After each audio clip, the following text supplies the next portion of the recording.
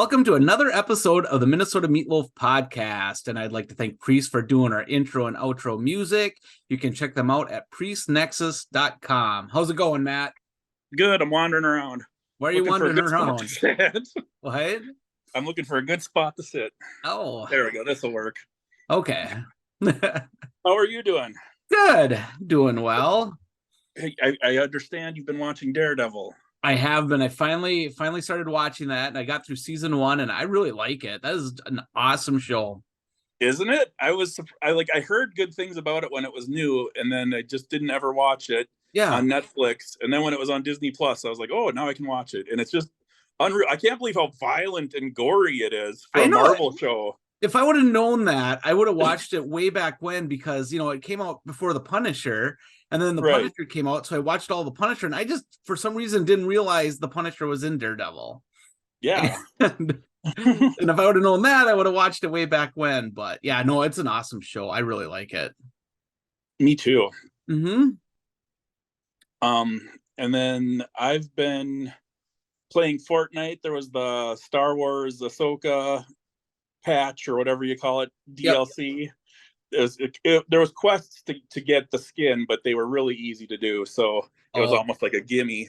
Yeah. So, and now I guess there's Michael Myers. It's like Fort Nightmares or something like that. Yeah, coming out. I don't know when. They haven't said when, but sometime later this month. So hopefully soon. I am gonna actually probably get that. Nice. I'll support that. Curt is on with us now. How's it going? Yay! Are you sick? That's the call. The sounding of the bees. Don't know if I'm sick or yet. Oh, there he is. Okay. Hi. Well, don't be sick. Just don't do it. You wish, Matt. It always comes when you don't least expect it. What's new with you, Curt? What have you been watching and playing? Anything? Not really. I bought Baldur's Gate 3. Oh. Started a little of it. I still have to play some more of it, but then I'm going to watch an anime. Oh, yeah. My Magic Power, the Omnipotence on Pennination, and I'm waiting for all the newer ones to come out. Oh. Yep. Nice. I think over the weekend we were abducted by aliens. What's that? I think over the weekend we were abducted by aliens, and you want me to tell you why? Yes. Well, we had hail damage about a year ago, like severe hail damage, and then we had this new siding put on and a roof and all this, and now it's just kind of minor details. And one of the things was like this trim over the garage, and we were going to have the constructions guy come out and fix it. And so Monday or Tuesday, I called him and I said, so when are you coming out to, do the little repairs? And he's like, oh, we put the trim over, the trim above the garage was fixed this weekend. And I was like, no, it wasn't, because we were home all weekend. We didn't do anything really. And argued with the guy. And I got home from work and I looked and yep, it was replaced. So I would have done that. We would have heard it. It's like, I don't know what the heck happened. They were good at their job. Was that? They're good at their job. Yeah, they were in and out. It was crazy, but yeah, they did fix it. So I apologize. I'm sorry. He's sorry. She's sorry. How are you all sorry? Shitty looking camera. Yeah, I'm on my phone. So I was trying to blur the background so people wouldn't see my dirty blind. So now they can go back and rewind and check it out. Oh yeah. I'm gonna wander around too, like a weirdo. Okay. Anyway, you're gonna trip. No, I'll settle down. Okay. Settle down with Bev. Here we go. So what else is new? Nothing. Perfect. So today we're talking about video games and video game endings, and I think I said top 3 either best or worst video game endings is what we're talking about today. Yep. So, Aaron, would you like to start? Yeah, I'll start. I'm going to start with probably one of the best video game endings I've seen. And it's on PlayStation 5, God of War Ragnarok. Okay. The graphics are just incredible. First or second? Was that? First or second? The second one, the new one for PS5, Ragnarok. Oh. Oh, okay. But yeah, the ending was just amazing. It was kind of unexpected. It was a surprise ending. I'm not going to spoil anything, but just the graphics alone, I mean, the graphics are incredible for that game, and just the visuals and just watching it, but I'd have to say, yeah, God of War Ragnarok was probably one of the best endings. And I Nice. flew through that game pretty quick, though. It didn't, it was a lot of collectibles and things to find, and trophies, and but I don't know, it was a cool game. I mean, it was just spectacular, the graphics, and but yeah, I'd have to say, yeah, God of War Ragnarok is my number 3 for best ending. Awesome. I'll go next. My number 3 is kind of a combination best ending, worst ending, because it was the best ending of the game, but it was the worst for me because I could never get it and my sister could. And that game is Kid Icarus for the NES. It came out around the same time as Metroid, but for whatever reason, it's never really taken off like the other Nintendo properties like Metroid or Zelda or Mario. But it's like you're a little angel Cupid guy or whatever, and you run around and jump and shoot arrows. And when you get to the end of the game, you rescue whoever goddess or something, and then he like gets a little helmet, or he turns into a full-grown man, or he turns into a full-grown man and like angels come out and dump hearts all over the place. Yep. And when I'd get to the ending, he would turn into a full-grown man, and that's the ending I could always get, and I assumed that was the best ending. But my sister, who only ever played like 3 Nintendo games ever, she played a little bit of Mario, she played Slalom, the skiing game, and then she played Kid Icarus, and she got the ending where like the little cherubs came and dumped bucket of hearts out and everything else. And I was like, what did you do? And she's like, I don't know, I just was playing it. Oh, wow. That was a tough game.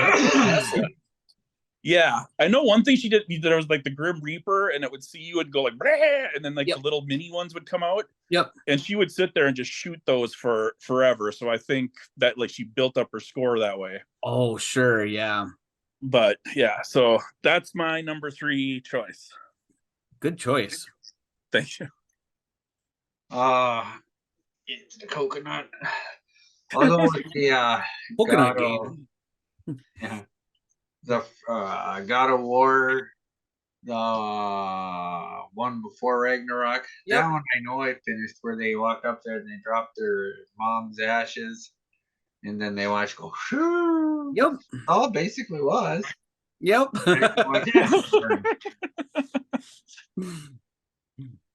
that was a good one. Yeah. Short, sweet, and simple. Okay. Well, this might be I don't even remember. I know I beat the first God of War because I had to, because it would always freeze up on me, and it was so frustrating. And I know I beat it, but I can't for the life of me remember what the ending is. Yeah. Because that's the one where you fought Ares, right? Was it Ares? Right. So then it's like like Kratos turns into the God of War, basically. Like, congratulations, you're promoted. Yep. Yeah. Yeah. My number 2 is The Quarry on PlayStation 4, PlayStation 5. I think it's on Xbox. I don't know if you guys have played it. I know I've talked about it, I think, in previous podcasts. But it's one of those games where it's more story driven. Mm-hmm. And it's not really a lot of action. It's kind of like quick time events, and you choose which way the path goes or whatever. And almost like a Telltale game. Yeah, like a Telltale game. And but it's with The Quarry, it's like depending on what you choose, your choices throughout the game depends on what ending you get. And I always thought that was kind of neat.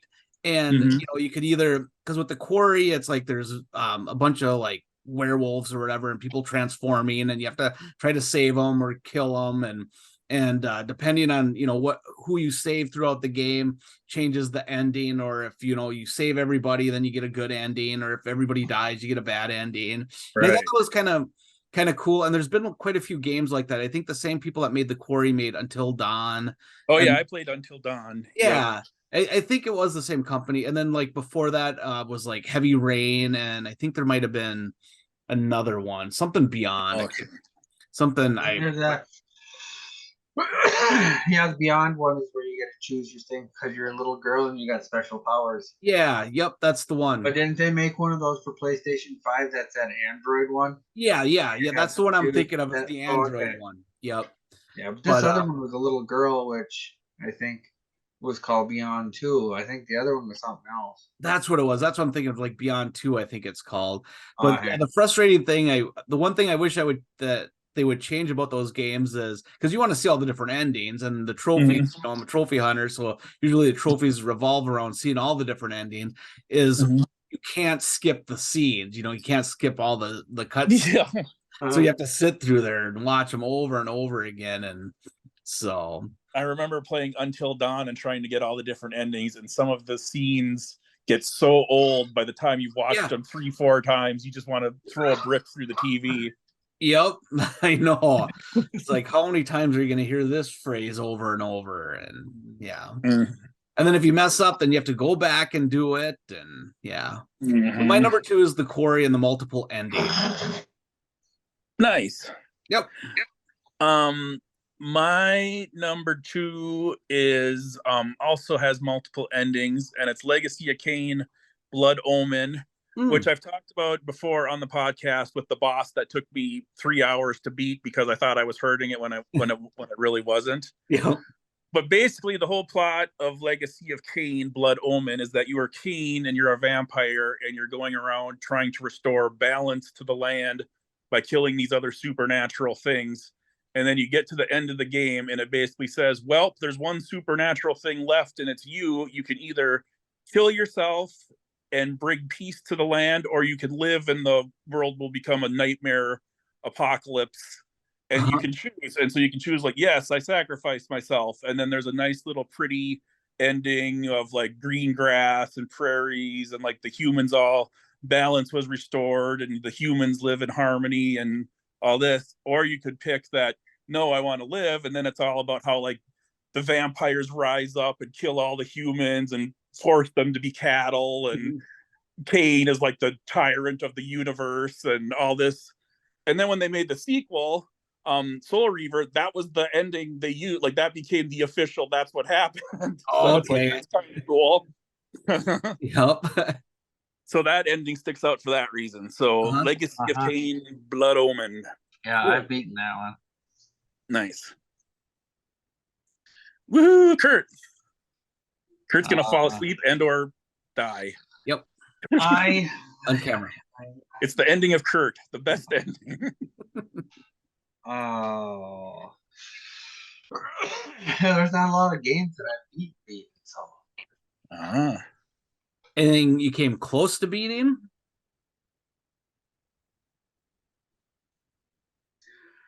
Well, there's the original, the one for the Super NES I beat, where you beat Mother's Brain, the little guy. Metroid. Saves ya, and then you run out, and that's about it. And then the end of it just gives you her losing her helmet or the suit.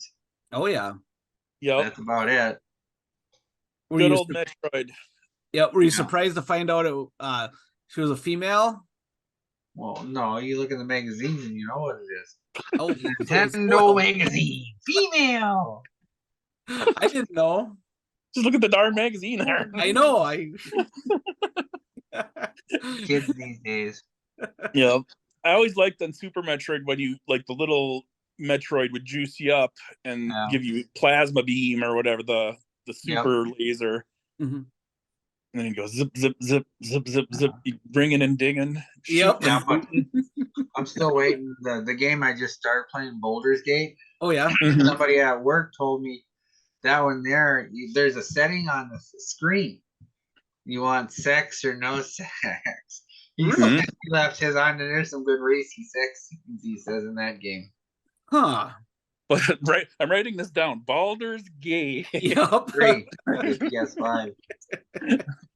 And the funniest part is, you know how you get some of those games where you get to create your character, and you get to see certain things, but on the Conan on the Exodus one, you couldn't really get anything. But if you get Baldur's Gate, you get binary net, and you get to see the on you guys. You make it bigger or longer. Yeah, you get to see male, female, or binary. Huh. Nice. Would you choose, Curt? Would you choose? I have a female. Okay. I got a sorceress. Oh. I only got so far. I'm still trying to play it yet. Yeah. I got to get this room fixed up so I can get my TV in here and move my chair in here. Yeah. You don't have to listen to that annoying next door neighbor. Oh. I have better words for it, but we're on live air, so yeah, recorded air. All right, Matt, Aaron, go to your number one. My number one is the worst ending I've ever seen. Is Karnov for the NES. I first played Karnov in the Wisconsin Dells in the arcade, and I thought, oh my gosh, this game is incredible, but it was so hard. And then when I got Nintendo and saw it was out for Nintendo, I was even more excited, so I got it. And it was back in the day when there wasn't really, no internet. There was no, the magazines didn't cover it.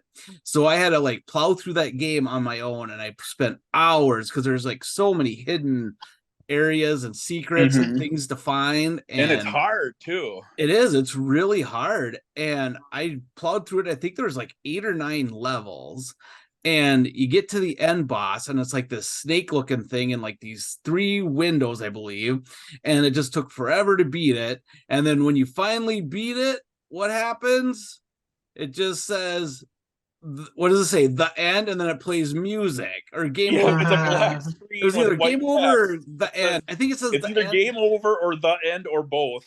Yeah, and then it just plays music, and that's all it is. You spent all that time trying to get an end. You're excited and thinking, "Oh my gosh, here it is! It's going to be the big ending," and that's it. And Karnov was one of those games that didn't have a save and didn't have a password. So if you were going to pass it, you had to do it in one shot, and it was long. There was like 9 damn levels. Yeah, it took a while, and they were long levels. And I never remembered that game.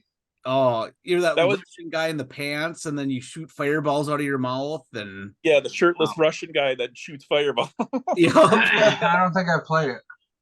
Oh, how come he never caught on like Mario? How come Karnov isn't like a franchise these days? I guess he's been in a few games though. He made guest appearances. I guess he was in Bad Dudes, if you remember that. Oh yeah. As a boss, and But the Karnov end, like we actually refer to it as the Karnov ending, and it's so bad that we used it as a term for like in our everyday speech of like, oh, that was so bad, it was the Karnov ending.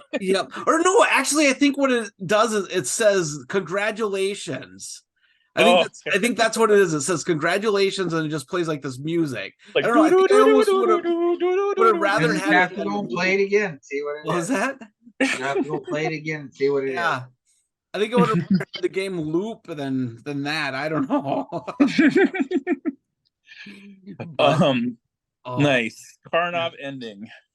Yep. My number one is Final Fantasy X or Final Fantasy X. I don't know which it's called, but I think 10. Yep. But unpopular opinion, that's my favorite one in the series out of the ones I've played. And the storyline is just so weird, and the boss is weird. It's like a big whale monster thing that comes out of the ocean and destroys whole towns with tidal waves. And it's like once a generation this monster comes, and there's a summoner that they train to fight it and like a warrior that they train to fight it.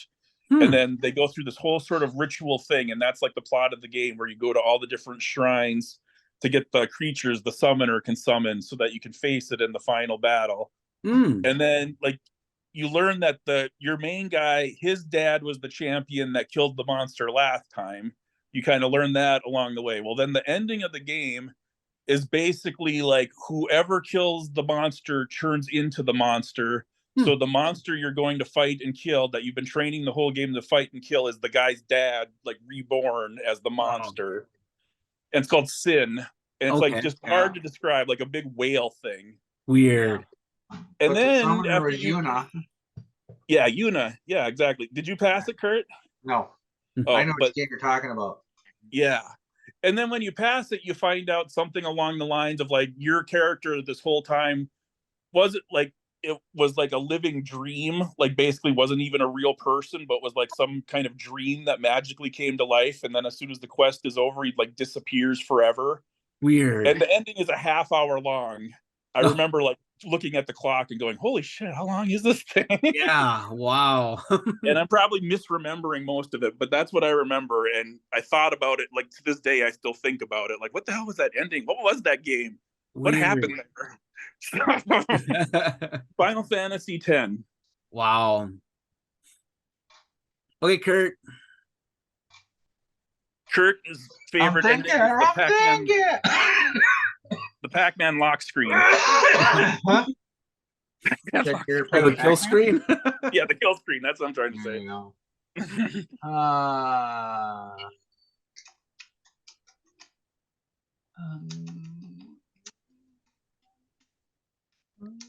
I don't know.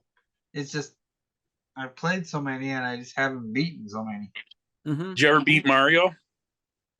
No. Did you ever beat Contra? Nope. What about Final Fantasy III for the Super Nintendo? Nope. Chrono Trigger. Almost beat that one, but I could never destroy the guy in the end. I sit and ride on the waves and beat, and he kills me. Did you ever play Rambo on the NES? No. The ending is you get a knife, shoots a big like Chinese letter, and it turns a guy into a frog, and that's how Rambo ends, just like in the movie. Yep, that was the best movie. No, it's hard to say. I'm always halfway through a game or 3/4 of the way, and then I end up doing something else. I'd have to go back and play all these games again and see if I can pick something. So we'll just say I'm undecided. Say Rambo. Rambo was Kurt's choice. Yep. You're watching Rambo. You go through the whole game of the impossible to beat helicopter. You go back to the village, and when your main attack with the knife, now it launches a like Chinese character, Japanese character that's the size of your guy that floats across the screen. And if you go find the bad guy that sent you on the mission in the first place that you probably want to murder with the knife, instead you launch the thing at him and it turns him into a frog. And that's how the game basically ends. Rambo for the NES. Exactly like the movie. Yep. I want to stress that. The accuracy. Mortal Kombat 2, Curt. Did you ever beat Mortal Kombat 2? Nope. You never beat Not with anyone? Not any of those I've ever beaten. That was Kana, Milena, Baraka, Reptile, Cyrax. Whoops, wrong one. Yep. Damn. I wasn't very good at that game. Oh. I couldn't beat it hardly anyone. And I couldn't get any of the special moves to work either half times. Well, there you have it. I'm just a lost cause. Oh. Okay. Well, speaking of bad endings, you're trying to wrap up another episode of Minnesota Meatloaf Podcast. All right. Well, we'll be back next week with another episode. Thanks for listening, and we appreciate it. Follow us on YouTube, Everybody Spotify, anywhere you can find us. Yep. Next year. Bye. Bye.